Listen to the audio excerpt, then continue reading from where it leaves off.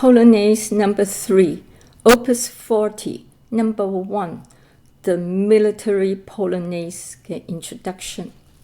首先介紹作曲家肖邦。肖邦係一位波蘭籍浪漫主義時期嘅作曲家同埋鋼琴演奏家。1810年出生於距離華沙6里嘅一個鄉村。爸爸咧係法國人，媽媽咧就係波蘭人。佢死於1849年，享年39歲。佢係一位神童，4歲咧已經開始彈琴。1826年16歲就讀華沙音樂學院，就1829年畢業。咁咧就喺1830年20歲嗰時候咧就移居巴黎。佢咧舉辦咗30場公開嘅演出，通過出售自己嘅作品同埋教授鋼琴嚟養活自己嘅。佢同法籍作家 Aurore Dupin 筆名 George Sand 維持住一段波折多時嘅關係。1838到39年，佢哋兩個同埋 George Sand 兩個細路哥一齊去咗 Mallorca 度假。呢個係肖邦創作最豐盛嘅時期。佢一生大部分嘅時間健康都唔係好好。喺1849年因為肺癆就喺巴黎去世。佢嘅心臟咧就被送返華沙 Church of the Holy Cross， 即係聖十字教堂。佢要求喺佢嘅葬禮上演奏莫扎特嘅安魂曲。肖邦咧創作咗超過230首樂曲，大部分咧都係鋼琴獨奏曲嚟嘅，包括敘事曲啦、練習曲、即興曲、馬祖卡曲、夜曲、波蘭舞曲、前奏曲、迴旋曲、詼諧曲、奏鳴曲、變奏曲等。佢咧又創作咗2首鋼琴協奏曲，同埋一啲室樂，同埋19首有波蘭歌詞嘅歌曲。佢咧就被稱為鋼琴作曲家，即係 The Pianist Composer。佢喺風格、和聲同埋音樂形式方面嘅創新，同埋佢將音樂同埋民族主義聯繫起嚟，喺整個浪漫主義晚期同埋之後都產生咗好大嘅影響。為咗紀念肖邦， The Frederick Chopin Institute 喺1927年就喺波蘭嘅華沙舉辦咗國際肖邦鋼琴比賽，即係 The International Chopin Piano Competition。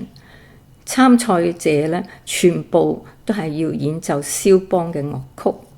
呢個比賽係古典音樂領域中最出名嘅比賽之一嚟嘅。其中幾個獲獎者咧就包括1960年嘅 Maurizio Pollini、1965年嘅 Martha Argerich、2000年嘅李雲迪，同埋2021嘅加拿大籍嘅劉曉瑜，即係 Bruce Liu。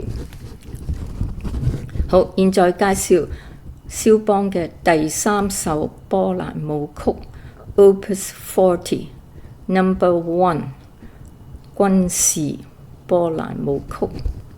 肖邦搬咗去巴黎之後咧，就創作咗波蘭舞曲，去維持佢嘅波蘭傳統。Polonaise 嘅意思係嚟自波蘭咁解。佢係一種3拍嘅圓圈宮廷舞，起源於16世紀。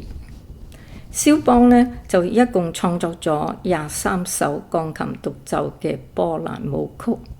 第一首係創作於1817年，當時咧佢只有7歲。咁第3首咧，即係我哋一陣間會表演嗰首，就係作於1838年，28歲。佢最後一首波蘭舞曲，叫做 Polonaise Fantasy， 中文呢就翻譯做波蘭舞曲幻想曲，就係作於1846年，即係佢去世前3年。呢23首波蘭舞曲呢，就係以軍事即係 military 同埋英雄即係 heroic 最出名嘅。俄羅斯籍好出名嘅鋼琴家 Arthur Rubinstein 認為 Opus 40呢2首波蘭舞曲呢，係肖邦自己對祖國嘅敘述。Opus 40 Number 1 A 大調呢，就描述咗波蘭嘅偉大同埋榮耀，而 Opus 40 Number 2 C 小調呢，就係描述咗波蘭下台嘅悲劇。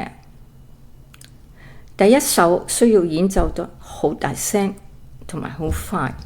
肖邦將呢2部作品呢，就出版於1840年，就獻俾佢一個好朋友，一位波蘭籍嘅鋼琴家、作曲家、律師同埋佢嘅音樂執行人，叫做 Julian Fontana。好，現在介紹編曲者 Maurizio Marchella， 佢係意大利人，1960年出生，係編曲家、管風琴家、研究員，就出版咗超過1000首樂譜。好，現在介紹里拉樂團。羅超微呢，就採用咗 The Lyra Ensemble 嘅錄影嚟代入我哋嘅虛擬鋼琴4首嘅錄音。The Lyra Ensemble 係1965年由 Luciana Mignola 喺美國嘅芝加哥創立嘅。芝加哥曾經係華沙以外最多波蘭人嘅聚居地。The Lyra Ensemble 擁有自己嘅舞蹈員同埋管弦樂團，將波蘭文化同埋傳統帶俾美國人。好，現在請大家欣賞羅超微同我嘅 The Military Polonaise 虛擬鋼琴4首。多謝大家。